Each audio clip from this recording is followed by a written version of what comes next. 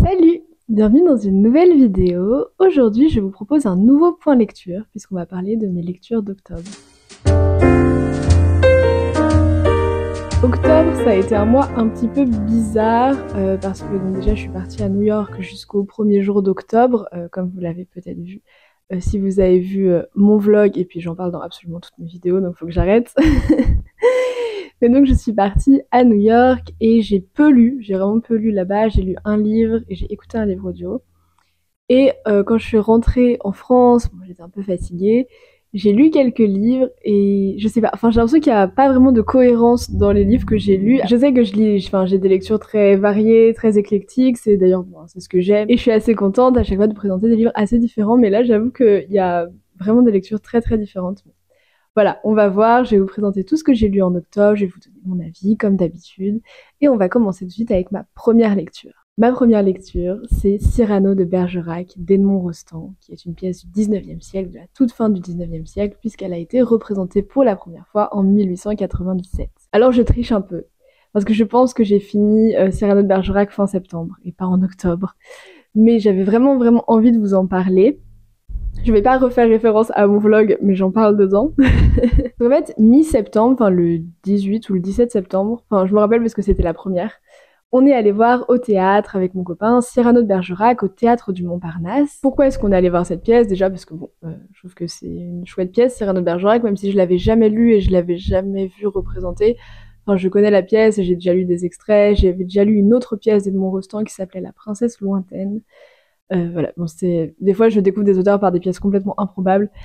J'avais lu, voilà, ma première découverte d'Edmond Rostand, c'était pas du tout Cyrano de Bergerac, c'était La Princesse Lointaine. Enfin, je l'avais lu dans le cadre d'un cours sur la littérature médiévale, voilà, mais j'avais beaucoup aimé. Donc, on est allé voir les yeux fermés, évidemment, Cyrano de Bergerac, au théâtre du Montparnasse, parce qu'en fait, Cyrano de Bergerac est joué, c'est encore en cours, ça va durer plusieurs mois je pense, et je vous recommande vraiment cette pièce, si vous avez l'occasion d'aller la voir bien sûr. Cyrano de Bergerac est joué par Arnaud de Samer, qui est un de mes humoristes préférés, depuis que j'ai genre 12 ans et demi, et je trouve que il est fait pour jouer Cyrano de Bergerac en fait. Enfin, quand j'ai vu sur l'affiche en passant devant qu'il y avait donc cette pièce qui allait être jouée avec Arnaud de Samer, pour moi ça m'a pas du tout étonnée. Je me dis, enfin, je vois la vision du metteur en scène ou du directeur artistique. Et en effet, on n'a pas du tout été déçus, on a passé un moment incroyable. Vraiment, en fait, j'ai envie d'aller la revoir, la pièce. Je me suis dit ça il y a quelques jours, genre, j'ai envie d'aller la revoir, et c'est hyper rare que j'ai envie de retourner voir une pièce de théâtre. Enfin, j'adore le théâtre, et voilà, mais de là à retourner voir la pièce. Mais bon, bref, donc on est allé voir la première, c'était trop chouette. Et j'ai eu envie, en fait, directement de lire la pièce, parce que c'est pas le texte entier qui sont représentés, il y a des petites coupes, mais c'est pas des coupes de scènes ou quoi que ce soit, c'est des coupes un petit peu dans le texte, et ça le rend un peu plus fluide et plus dynamique, on va dire, parce que la pièce dure pas... Enfin, je pense que Cyrano de Bergerac, c'est une pièce qui est vraiment très longue. Elle est en 5 actes, donc à représenter, c'est assez long. C'est une pièce donc que j'avais jamais lue, enfin j'avais lu le premier acte en janvier, parce que c'est une pièce qui m'attire depuis longtemps, et en fait je l'ai dans cette édition, mais je ne sais pas pourquoi. Vous voyez, donc il y a une édition, donc des éditions Hatier, c'est les classiques pour le collège, et honnêtement c'est... Ah bah c'était à mon frère. Honnêtement c'est juste pas très agréable à lire. Mais donc je l'ai lu sur Next Story, et j'ai adoré cette pièce, évidemment. Enfin, je veux dire, je savais que j'allais l'aimer parce que j'avais passé un très bon moment à la voir représentée, mais pour moi, Cyrano de Bergerac, ça incarne la littérature. Voilà. Si vous vous demandez ce que c'est pour moi la littérature, c'est ça. C'est une pièce qui est magnifiquement écrite, qui est une pièce en vers à une époque où c'est déjà un peu passé de mode. Enfin, pour vous donner une idée, enfin moi c'est toujours ce point de repère que je prends là, mais là, c'est 1897, et en 1896, on joue à la fois Lorenzaccio de Musset et Ubu-Roi de Jarry. Ubu-Roi, c'est 1896. Je sais pas si vous connaissez Ubu-Roi. Je vais pas rentrer dans trop de détails parce que je suis déjà en train de beaucoup trop parler. Mais c'est complètement loufoque. Enfin, je veux dire, c'est quelque chose qui est déjà beaucoup plus moderne, en fait, on va dire, que Cyrano de Bergerac. Pour autant, je trouve que c'est tellement agréable de lire cette pièce en vers. Je trouve que c'est tellement bien écrit, c'est tellement beau. En fait, j'ai pas parlé du résumé, mais je sais pas si j'ai besoin de résumer Cyrano de Bergerac. Cyrano de Bergerac, donc c'est une pièce qui raconte l'histoire, enfin c'est libre, enfin voilà, je peux pas faire un truc simple. Cyrano de Bergerac, c'est quelqu'un qui a vraiment existé, c'est un auteur du XVIIe siècle. Edmond Rostand s'inspire librement de la vie de Cyrano pour écrire cette pièce.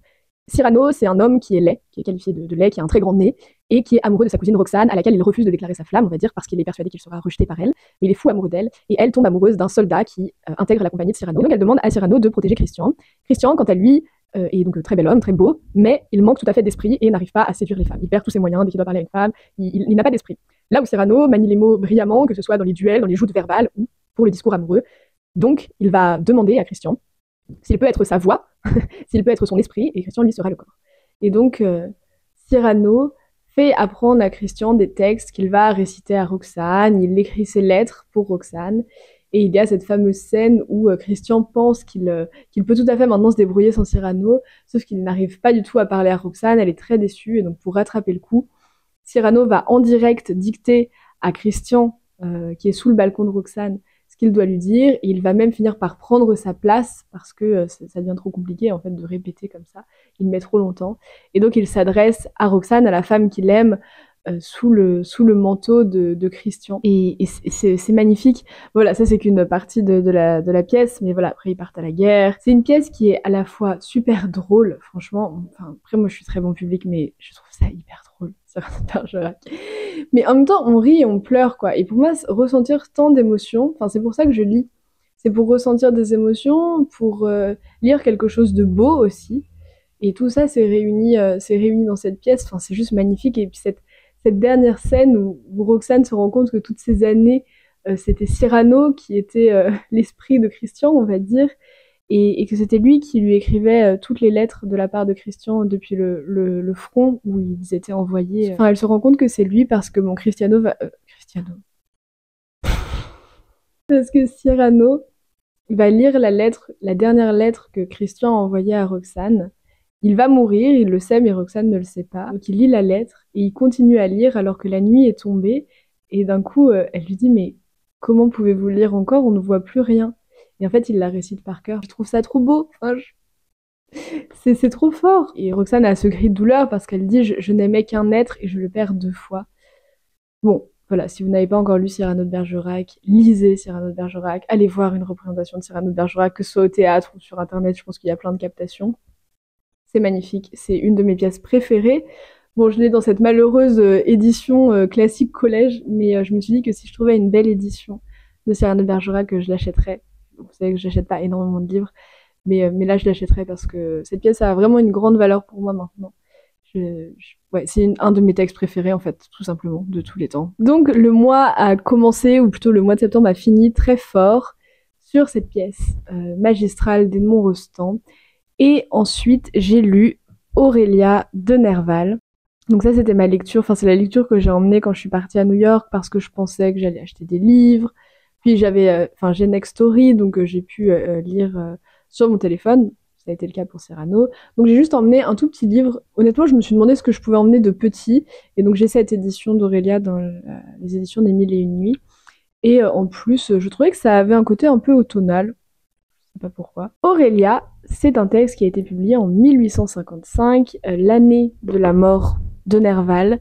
Je crois qu'en fait, il n'est pas tout à fait achevé dans la mesure où il a été publié 2 fois, enfin en 2 fois plutôt. Vous voyez, on publiait souvent les textes en feuilleton dans les journaux, donc en plusieurs parties, et donc Aurélia devait être publiée en 2 parties. La première partie a été publiée tout comme il fallait, sauf que Nerval est mort, enfin s'est suicidé, avant la publication de la 2e partie, qu'il n'a pas pu retoucher tout à fait, on va dire. Donc c'est pas un texte qui est complètement inachevé, il n'est pas dans le texte même inachevé, mais il aurait pu être un petit peu différent si Nerval l'avait retouché avant de mourir. Gérard de Nerval, si vous ne le connaissez pas, c'est un auteur romantique du 19e siècle qui est né, je crois, en 1808 et mort en 1855, donc il a vécu 47 ans, il est mort prématurément parce qu'il s'est suicidé. Aujourd'hui, Nerval incarne le romantisme, ça n'a pas toujours été le cas, ses œuvres n'étaient pas si populaires que ça au 19e siècle, il a surtout été redécouvert par les surréalistes au début du 20e siècle, qui se sont sentis très proches de son errance.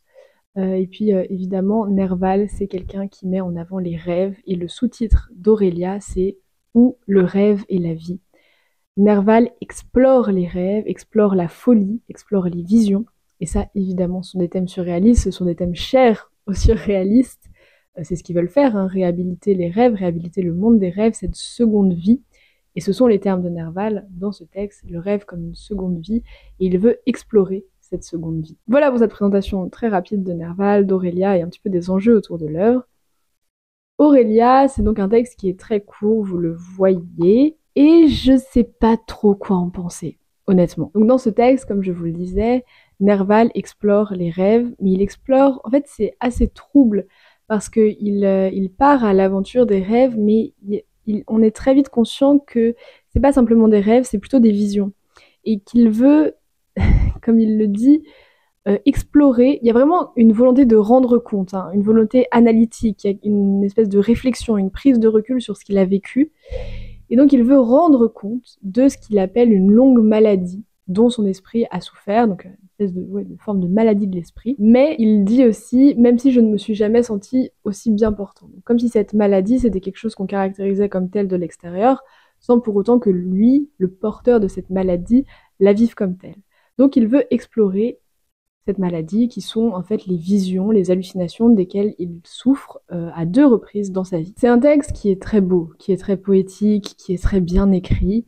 Après, c'est pas un texte qui m'intéresse beaucoup. Honnêtement, je suis contente de l'avoir lu parce que Nerval, depuis qu'il a été redécouvert par les surréalistes, depuis les années 50, hein, il est dans le canon littéraire, indéniablement. Moi, j'en ai énormément entendu parler quand j'étais en prépa. Honnêtement, j'aime bien Nerval en soi. Un de mes poèmes préférés, c'est un poème de Nerval, c'est El Desdichado. C'est un poème qui est absolument magnifique, que je vous conseille de lire, tout simplement. Donc voilà, je connais très mal Nerval, à part voilà, certains de ses poèmes, et j'avais envie de le découvrir. Je suis contente d'avoir lu Aurélia. Maintenant, c'est pas trop mon truc, on va dire. Je pense qu'en fait, je l'ai lu pas du tout dans les bonnes conditions. Vous voyez, c'est un texte court. Si vous le lisez, je vous conseille de le lire en 1, 2, 3 fois maximum. Mais moi, je le lisais vraiment par petits bouts dans le métro à New York, parce que j'avais aussi d'autres choses à faire et que je voulais quand même lire. Donc c'était vraiment pas du tout idéal pour découvrir ce texte. Ça participe aussi de ma confusion parce que par moments j'étais juste perdue. Je me disais mais attends, on est dans la première période durant laquelle il a des visions ou la deuxième, je sais plus. Sur le moment, du coup, j'ai pas non plus passé un excellent moment, mis à part que c'est très bien écrit. Mais en y repensant maintenant, c'était quand même une bonne lecture, je pense. Je pense que c'était une bonne lecture parce que avec le recul du coup que j'ai pris dessus et que j'ai réussi à reconstituer un petit peu justement ces différentes périodes, tout ça dans l'histoire, ben j'en ai une image beaucoup plus unifiée, cohérente. Mais pas cohérente dans le sens où tout est lisse et clair parce qu'on parle de vision, de rêve, c'est un petit peu chaotique. Et du coup, c'est pas du tout le propos et il vaut mieux pas en avoir une vision tout à fait cohérente comme s'il y avait absolument rien de surprenant. Vous doutez bien que par le thème même, c'est assez surprenant. Après, je suis aussi très loin de cette vision-là, il y a quelque chose de très religieux.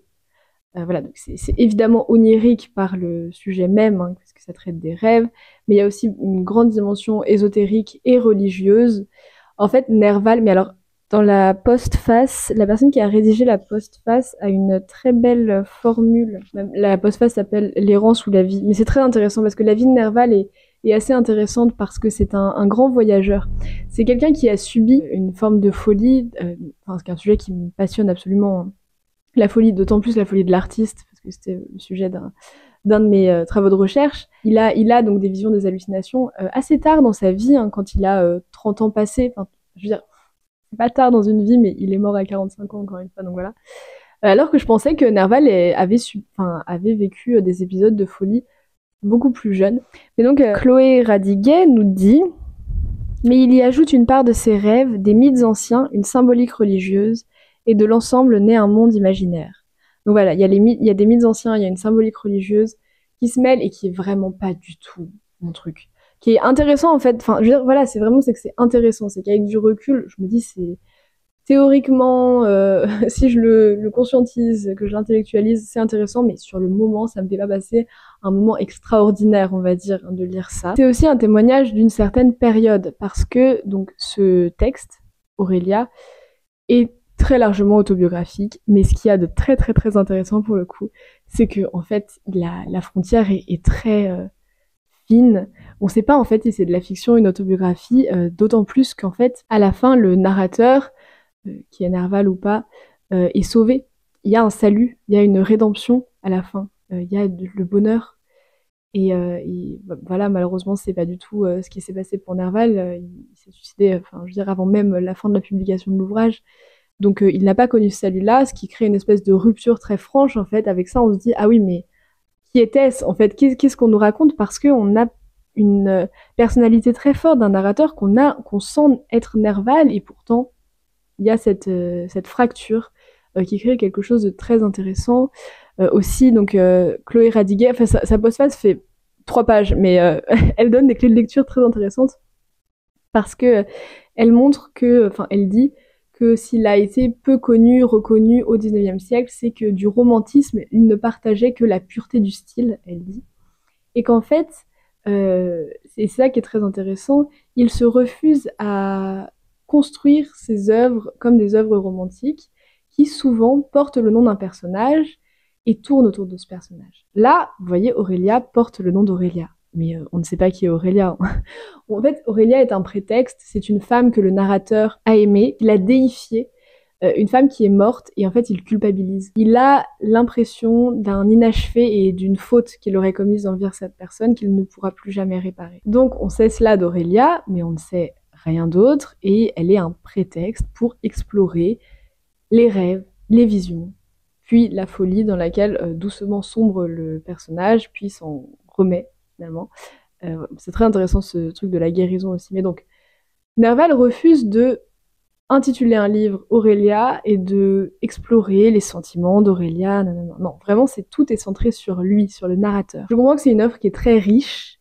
Je comprends pourquoi on l'étudie dans un cadre universitaire. Mais voilà, il y a beaucoup de choses qui me parlent pas du tout. Et voilà, pour mon avis. J'espère que c'est un peu clair. Ensuite, toujours quand j'étais à New York, j'ai écouté en livre audio La chair est triste, hélas, d'Ovidie, qui est un texte qui est paru en 2023. J'ai écouté ce livre audio sur Nextory. C'est un bon livre audio, surtout qu'il est lu par Ovidie elle-même, donc c'est très intéressant d'avoir l'autrice qui lit son livre, et d'autant plus qu'elle le lit très bien. Elle le rend très vivant, et c'est très agréable. Ovidie, c'est une écrivaine, journaliste, réalisatrice française. Je sais pas trop comment la décrire parce qu'elle a vraiment énormément de casquettes, elle fait énormément de choses. Elle s'intéresse à la sexualité comme phénomène social et à la sexualité de manière très très large dans ses écrits, dans des documentaires. Ouais, c'est vraiment son sujet d'étude principal. Il se trouve qu'elle a été actrice porno pendant quelques années, à la fin des années 90, je crois. Et je le mentionne, mais voilà, souvent Ovidie est réduite à ça. Enfin, oui, on dit, bon, Ovidie a été travailleuse du sexe, voilà.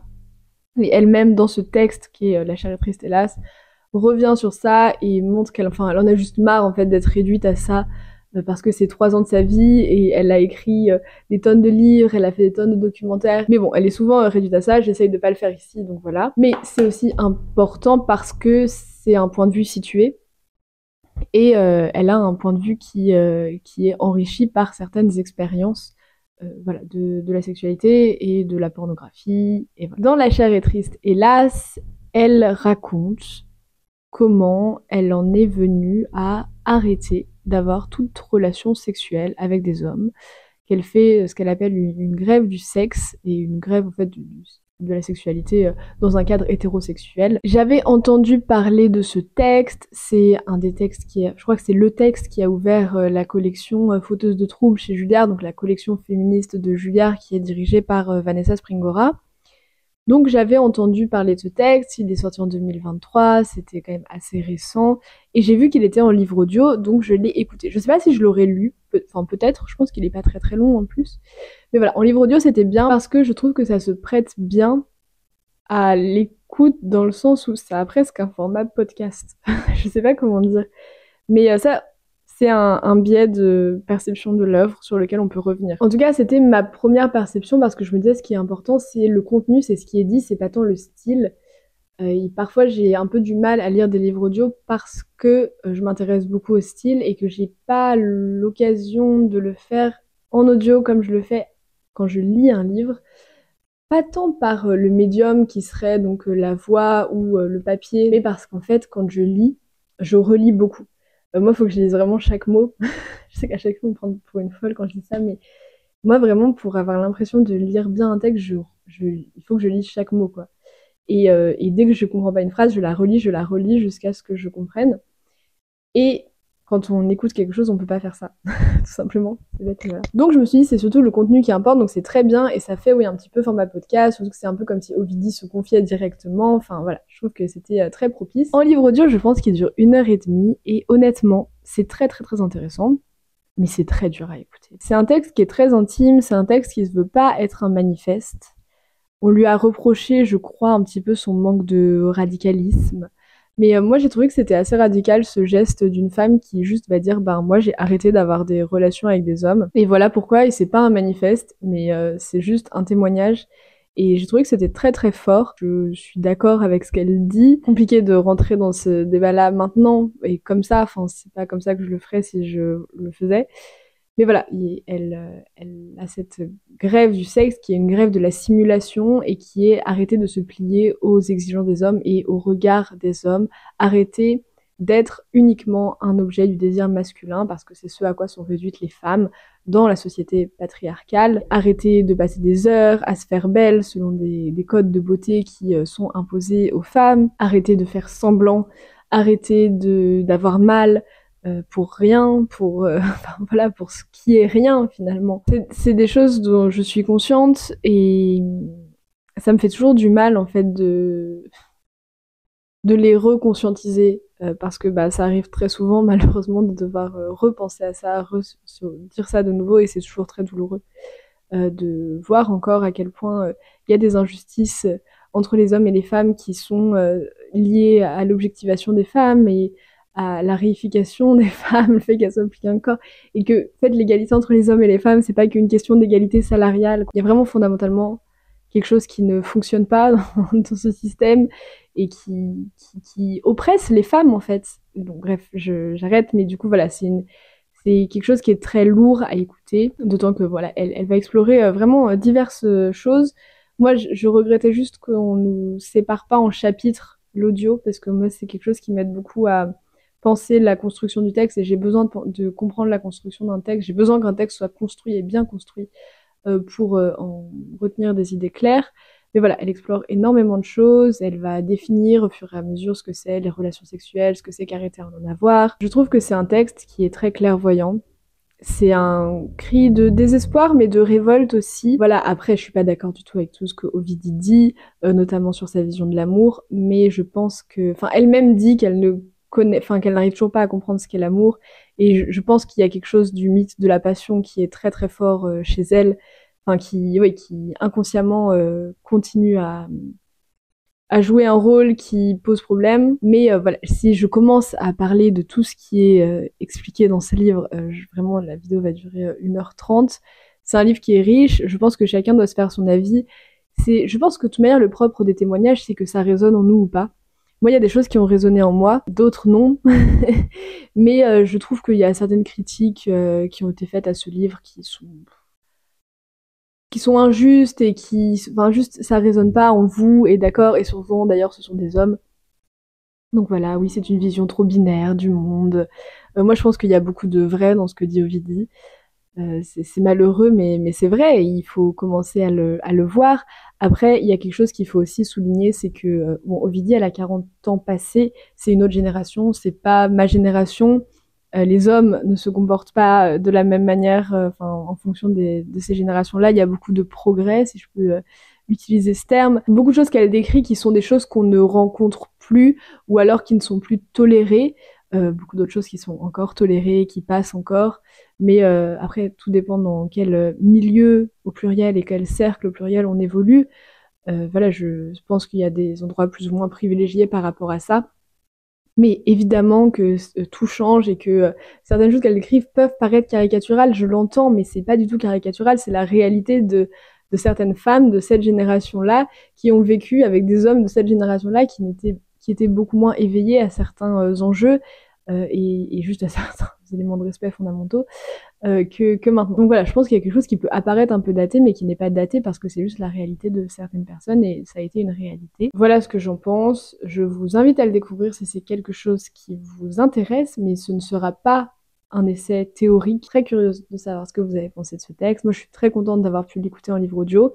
J'arrivais pas à l'écouter trop longtemps parce que je me dis c'est très dur, ça prend beaucoup d'énergie, mais c'était une bonne expérience, donc voilà, je suis contente de l'avoir écouté en livre audio. Ensuite, quand je suis rentrée de New York, j'ai lu un roman graphique sur Niki de Saint-Phalle. Bon, vous commencez à comprendre maintenant que quand je lis un roman graphique ou une BD, c'est la vie d'une femme. Donc là, c'est Niki de Saint-Phalle, Le Jardin des Secrets, qui est édité aux éditions Casterman, qui sont vraiment des éditions géniales, quoi. Enfin, je veux dire, à quasiment tous les livres tous les romans graphiques qui retracent des vies de femmes que j'ai lues viennent des éditions Casterman. C'est un travail absolument incroyable. Et donc, c'est réalisé par Dominique Ozouche et Sandrine Martin. Niki de Saint-Phalle, si vous ne la connaissez pas, et moi, je ne la connaissais que de nom, en fait, avant de lire cette BD. En fait, je l'ai prise à la bibliothèque quand j'ai pris les deux autres romans graphiques sur Kiki de Montparnasse et Joséphine Baker que j'avais lu plus tôt dans l'année. Donc j'ai aussi récupéré cette BD parce que le nom de Niki de Saint-Phalle était déjà revenu plusieurs fois à mes oreilles, mais que je ne la connaissais pas du tout. Et donc, si comme moi vous ne la connaissiez pas, Niki de Saint-Phalle, c'est une artiste, peintre, sculptrice, plasticienne du XXe siècle. Elle est née en 1930 et elle est morte en 2002. C'est une artiste franco-américaine qui a été naturalisée suisse, donc elle est née aux États-Unis, je crois. Et voilà, on suit sa vie, son œuvre. Niki de Saint-Phalle, c'est quelqu'un qui est perçu comme tourmenté. Et elle est connue notamment pour sa série des nanas, dont je vous mettrai quelques images, voilà, pour ces grandes nanas. Et donc c'est une plasticienne, enfin c'est très intéressant sur la question de l'art au XXe siècle, parce que c'est un nouveau paradigme de l'art. C'est un art qui est visible, donné, qui est une création plastique dans l'espace public le plus souvent. Et la plupart en fait des œuvres de Niki de Saint-Phalle avaient pour vocation à être exposées dans des endroits passants en fait, dans des gares, voilà, dans des jardins. Et donc ça s'appelle le Jardin secret parce qu'elle a créé en fait un grand jardin qui se situe en Toscane. Et j'ai vraiment regardé où c'était parce que j'étais en Toscane cet été et bon, c'était à 1h30 de là où j'étais, donc c'était pas à côté. Mais si un jour je retourne en Toscane, peut-être que j'irai parce que ça m'a donné vraiment envie. Le jardin existe encore, il y a encore des œuvres de Niki de Saint-Phalle. Donc voilà pour qui est Niki de Saint-Phalle. Si vous voulez en savoir plus, eh bien lisez cette BD. Je vous le recommande. Ça m'a fait passer un très bon moment. Au moment où j'étais en plein décalage horaire, où j'avais vraiment du mal à me refaire un petit peu à l'heure française, c'était absolument parfait. Et ensuite, au lieu de reprendre Ravage de Violette Leduc, comme j'aurais dû le faire, j'avais envie de lire quelque chose de très prenant. Et en plus, bon voilà, c'est l'automne. Enfin, quand je suis rentrée, c'était l'automne. Il faisait gris, il pleuvait. Et donc, je me suis tournée vers Ma cousine Rachel de Daphné du Maurier, que je vous avais présenté dans ma vidéo Pile à lire. Et donc je l'ai lu très rapidement. C'était vraiment parfait. Franchement, c'est parfait pour la saison automnale. Je vous le recommande vivement à cette période. Ma cousine Rachel, donc c'est un roman de l'autrice Daphné du Maurier qui est paru en 1951. C'est un de ses romans les plus connus avec Rebecca. Et pour vous raconter un petit peu l'histoire, on suit le jeune Philippe Ashley qui a 24 ans et qui vit avec son cousin Ambroise dans leur grande propriété. Vraiment, ce sont des nobles assez riches qui vivent en Cornouailles. Son cousin Ambroise a une 40aine d'années et en fait, il est malade. Il faut qu'il passe l'été dans le sud. Donc, il faut qu'il quitte son pays pour aller passer l'été dans le sud. Il part en Italie et là-bas, il rencontre sa cousine Rachel, donc qui est un membre éloigné de sa famille. Il tombe amoureux d'elle et Philippe, parce qu'on est toujours du point de vue de Philippe reçoit des nouvelles d'Ambroise qui lui dit qu'il s'est marié avec Rachel, qu'il va revenir, qu'ils vont s'installer tous ensemble en Cornouailles. Sauf qu'Ambroise ne va jamais rentrer en Cornouailles, il va mourir en Italie dans des circonstances mystérieuses. Le roman est très bien construit pour créer du suspense autour de cette histoire et autour surtout du personnage de Rachel. C'est donc Philippe qui raconte cette histoire rétrospectivement. Donc au moment où il commence à écrire, toute l'histoire s'est déjà produite. Et donc dès le début, il met une espèce de finalisme, on va dire. C'est-à-dire qu'il dit oui, en gros, ce que je me demande, c'est est-ce que Rachel était coupable ou non. Par exemple, quand il raconte que Ambroise part en Italie, il dit je savais pas que ce serait la dernière fois que je le verrais, que je le reverrai plus jamais. Et donc il y a toujours ces références à un futur tragique. Et donc dès le début, on se demande ce qui s'est passé, ce qui va se passer, ça crée vraiment, enfin, c'est hyper haletant. Ce livre-là, honnêtement, je l'ai lu en 2-3 jours, j'arrivais pas à m'arrêter de lire, c'était trop prenant, et c'est exactement, à ce titre-là, c'est exactement la même expérience qu'avec Rebecca. Rebecca, je vous l'avais d'ailleurs conseillé à la fin de ma vidéo FAQ dans les livres à lire quand on a envie de tout oublier. Voilà, c'est un livre qui est trop prenant. Enfin, ce sont 2 livres plutôt qui sont très prenants, qu'on peut pas lâcher. Je pense que c'est dû à une construction très ingénieuse déjà. Pour vous dire un petit peu plus sur l'histoire, Rachel va venir en Cornouailles. Et voilà, je sais pas si je vous raconte ce qui se passe. Non, je vous raconte pas, vous verrez, parce que vraiment, ça vaut le coup de le lire. Ce que je peux vous dire juste, c'est on se demande si Rachel était coupable ou pas. De quoi? De plusieurs choses. C'est donc un récit qui est très prenant. Maintenant, j'ai besoin de votre avis. Enfin, j'aimerais bien avoir votre avis aussi, parce que je sais pas si c'est du génie ou pas. J'ai le même sentiment pour Rebecca et pour ma cousine Rachel. C'est que je me dis, en fait, à la fin, tout ça pour ça.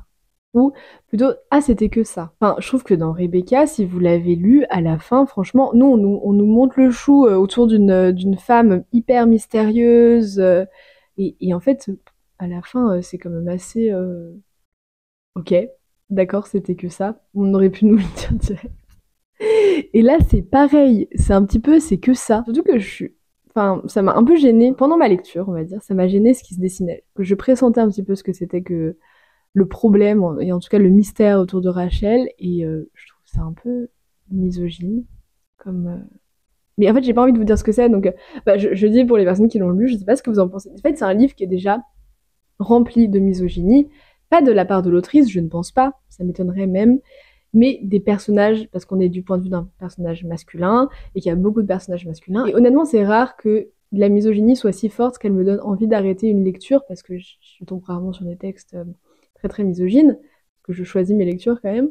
Mais là, vraiment, je n'en pouvais plus, quoi. Des remarques misogynes des personnages, ça m'a vraiment, moi, ça m'a horrifiée. Enfin, juste, c'est insupportable, parce que même quand il y a rien à dire sur une femme, il faut qu'on précise que, oh là là, elle est vraiment pénible, elle fait que parler, elle est inutile, les femmes sont tellement futiles et superficielles, et c'est tout le temps ça. Même quand, enfin, je veux dire, il y a un gars, au tout début, on parle d'un gars qui a été pendu pour avoir tué sa femme, je crois, et le narrateur est en mode, oui, quand même, à mon avis, elle était vraiment hyper pénible. Voilà, c'est de ça que je parle. C'est ça. Bon, ça m'a mené à une lecture où j'étais un petit peu en mode, ah oui, mais si c'est ce que je pense à la fin, je trouve que ça vient que confirmer une mauvaise image de la femme, et une image très stéréotypée sur les défauts féminins, voilà, donc je pas plus. Mais en même temps, je trouve que c'est très fort, parce que ce que Daphné du Maurier arrive à faire, c'est à nous créer tout un suspense, un univers, un mystère. On n'arrive littéralement pas à lâcher le livre parce qu'on veut savoir ce qui se passe et que c'est trop bien. Enfin, le rythme est parfait, quoi. Le rythme est vraiment parfait pour quelque chose qui, en fait, pourrait, dans un autre texte, par un autre auteur ou une autre autrice, être présenté complètement différent et ne serait pas du tout une histoire à suspense, en fait. Parce que c'est juste la vie, et il n'y a rien de surnaturel, il n'y a rien enfin, même pas surnaturel, parce que ça, c'est depuis le début, enfin, je veux dire, on n'est pas du tout dans le registre du fantastique. Mais non seulement il n'y a rien de superficiel, mais il n'y a rien de grandiose ou d'absolument monstrueux par la démesure, on va dire, des actions, des sentiments, comme on peut le voir dans le roman gothique, en fait, en général. Je veux dire, c'est des personnages qui sont démesurés dans leur vice. Là, non. En fait, là, c'est juste des défauts humains. C'est des défauts humains, il n'y a aucune démesure, mais on est porté à penser qu'il y a une démesure, qu'il y a quelque chose d'incroyable, quoi. Enfin, je veux dire, il faut que ça justifie qu'on passe 400 pages à se demander pourquoi, et en fait, non. Et du coup, je trouve ça aussi très fort. Donc, je sais pas ce que vous en pensez, je sais pas si vous avez ressenti ça un petit peu aussi. L'expérience de lecture est géniale, parce qu'on n'arrive pas à lâcher le livre, le rythme est parfait, c'est très bien mené, le style est pas spécialement travaillé, mais il est bien, enfin, je veux dire, c'est bien écrit, ça va tout seul, il y a des belles images par moment, mais voilà, enfin, c'est pas non plus un style de fou, mais justement, c'est très fluide. Elle sait hyper bien gérer son rythme, donc à ce niveau-là, c'est super, mais à la fin, c'est super frustrant, parce qu'on se dit un petit peu, ah, c'était que ça, même si on le pressent un peu. Et en même temps, avec du recul, je trouve que c'est hyper fort et hyper bien joué de la part de Daphné du Maurier. Donc en reposant le livre, vraiment j'étais très perplexe, je me suis dit mais est-ce que j'ai bien aimé ou pas? Donc j'ai bien aimé, et je me dis qu'en fait c'est vraiment très bien joué de la part de l'autrice. Je pense que je vais lire un autre livre de l'autrice. Alors qu'en finissant le livre, je savais pas, je me suis dit mais je sais pas si j'ai envie de revivre ça. mais je crois que oui. Donc en fait, je vous conseille vraiment de lire Ma cousine Rachel et je vous conseille aussi de me dire ce que vous en avez pensé parce que je trouve qu'il y a quelque chose de très très très spécifique dans ces textes de Daphné du Maurier et je serais curieuse de savoir si vous partagez mon avis ou alors pas du tout. Et enfin, le dernier texte que j'ai lu au mois d'octobre, c'est un texte de Louise Dupin que je vous ai brièvement montré dans ma dernière vidéo. Il s'agit d'un texte qui s'appelle Éloge des reines de France. Alors non, je ne suis pas monarchiste, rassurez-vous, pas du tout. Bon, si vous avez vu ma vidéo sur mes lectures de l'été, vous avez entendu parler de Louise Dupin, bah, j'ai présenté cette femme qui est une philosophesse des Lumières, donc du XVIIIe siècle. Elle est née en 1706 et elle est morte en 1799. Et elle a travaillé toute sa vie à un grand ouvrage qui est publié au Classique Garnier sous le titre Des femmes et dont j'oublie toujours le titre. Enfin, c'est pas que je l'oublie, c'est qu'il est compliqué, donc je vais vous afficher l'ouvrage ici. Mais donc, c'est un travail de longue haleine qui vise à démonter le préjugé de l'infériorité naturelle des femmes, qui est un préjugé très commun à l'époque durant laquelle Louise Dupin vit. Donc elle veut montrer l'égalité entre les hommes et les femmes. Je vous laisse aller voir ma vidéo sur mes lectures d'été si vous voulez en savoir un peu plus sur la manière dont le texte est construit et tout ça, mais voilà. En ce qui concerne L'éloge des reines de France, c'est pas le titre que Louise Dupin a donné à ce texte. En fait, j'ai fait une petite erreur parce que je me suis plongée dans ce texte sans lire la préface. Vous savez peut-être que je ne lis pas les préfaces parce que j'ai peur de me faire spoiler. Là, évidemment, il ne s'agit pas du tout de se faire spoiler parce que c'est un essai. Mais en fait, j'avais tellement envie de retrouver la plume de Louise Dupin que j'ai pas voulu lire la préface d'abord parce que j'avais juste envie de lire ce qu'elle écrivait elle.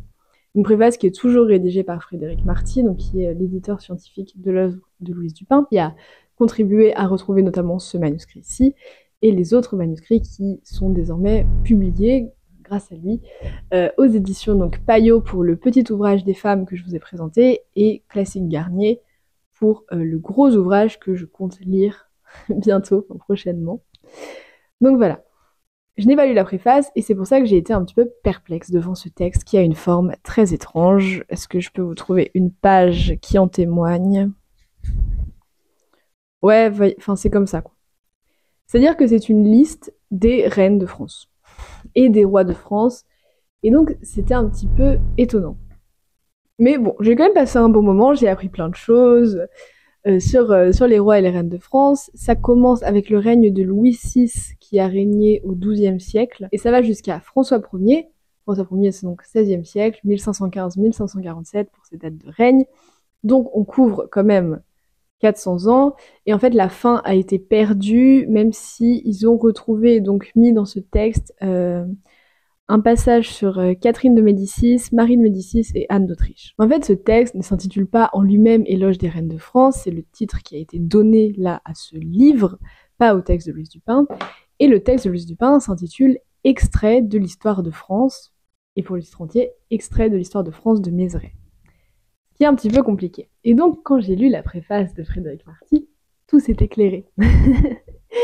Parce qu'en fait, les extraits, c'est un genre qui existe en Europe à partir de la Renaissance, peut-être un petit peu avant, peut-être au Moyen-Âge, mais à la Renaissance, ça devient vraiment un genre à part entière qui consiste en fait à prendre dans un texte le meilleur du texte, le à retenir. Puis avec les humanistes, ça commence à devenir une espèce de fiche de lecture pour son travail propre. C'est-à-dire qu'on recopie des extraits pour s'en souvenir, pour pouvoir le réutiliser comme source ou autre dans un texte. Et c'est exactement ce qu'est ce texte. Ce sont des extraits de l'histoire de France de Mézeray, c'est-à-dire que Louise Dupin a lu l'histoire de France de Mézeray. Mézeray, c'est un historien. Et elle a sélectionné des extraits. Mais à l'époque de Louise Dupin, enfin, de plus en plus, on va dire, les extraits sont des espèces de prolégomènes à l'œuvre à venir. C'est-à-dire que non seulement on va noter des extraits, mais on va aussi commenter et commencer en fait à réfléchir à ce qu'on va écrire avec ces extraits. Donc Louise Dupin prend en note certains passages de Mézeray, mais elle n'est pas du tout d'accord avec Mézeray en fait.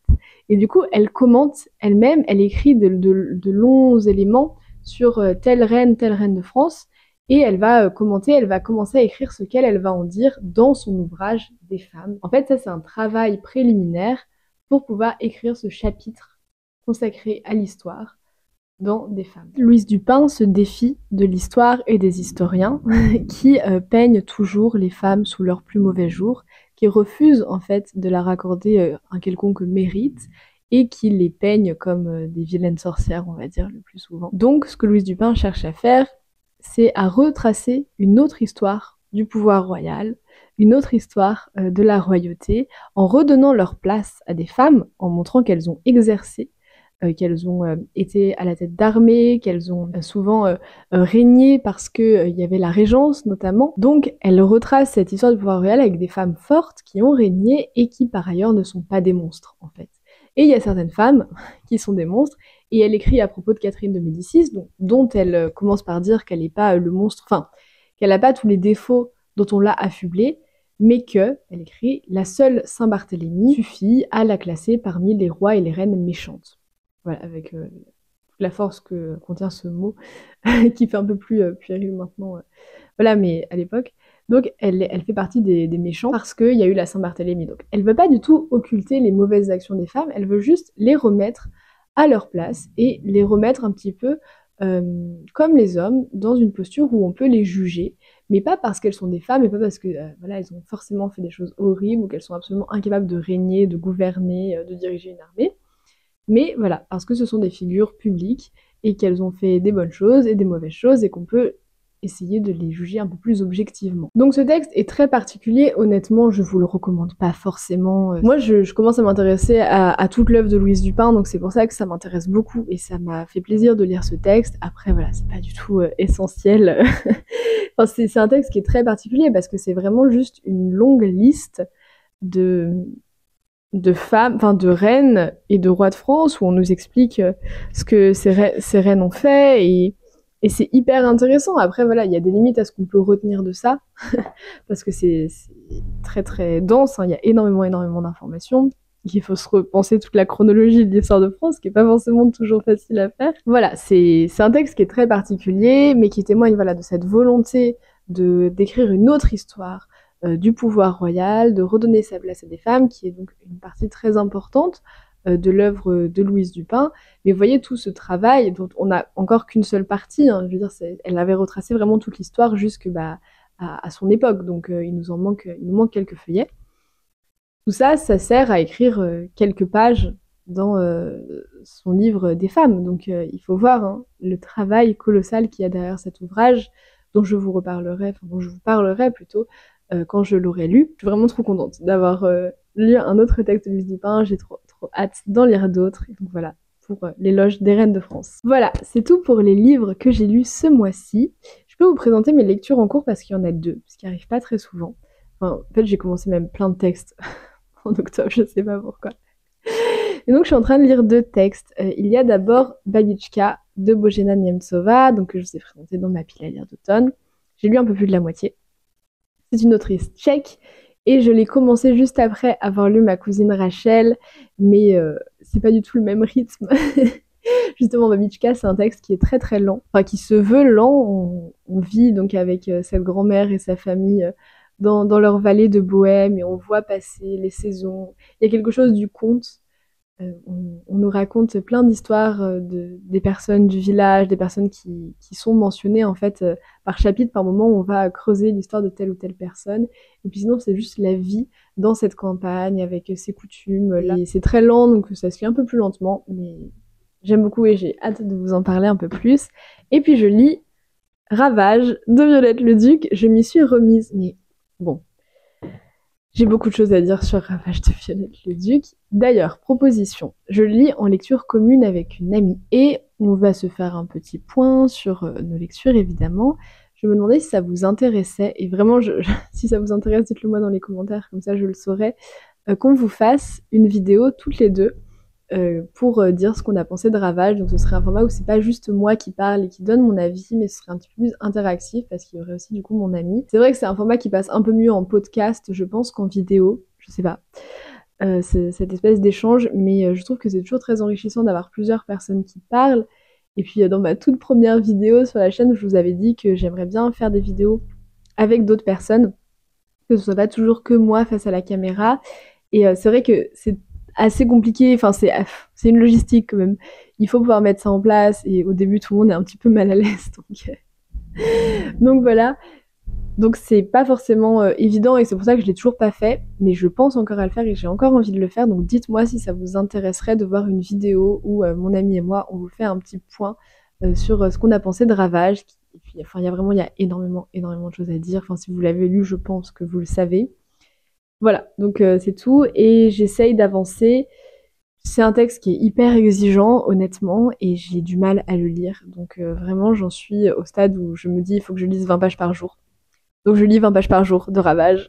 Donc là, après cette vidéo, je vais aller lire Ravage. Voilà, donc j'ai pas du tout fini, mais j'avance, je ne perds pas espoir et je vous en parlerai très bientôt toute seule ou avec mon ami. Je vous remercie d'avoir regardé cette vidéo jusqu'au bout. Je pensais que j'aurais rien à dire dans cette vidéo, mais je me rends compte que ça fait 1 heure que je parle. Donc voilà, j'espère que la vidéo sera pas trop longue. Comme d'habitude, je vous invite à réagir en commentaire, qu'on puisse discuter à propos de n'importe quel élément qui vous aura marqué dans la vidéo. Et puis n'hésitez pas à me dire vous aussi ce que vous avez lu en octobre, si vous avez fait de belles lectures, si vous avez été déçus par certains textes, et pourquoi pas votre lecture en cours. Évidemment, si vous avez aimé cette vidéo, je vous invite à l'aimer, à la partager et à vous abonner. On se voit très vite pour une prochaine vidéo. En attendant, prenez soin de vous et faites de belles lectures. Salut!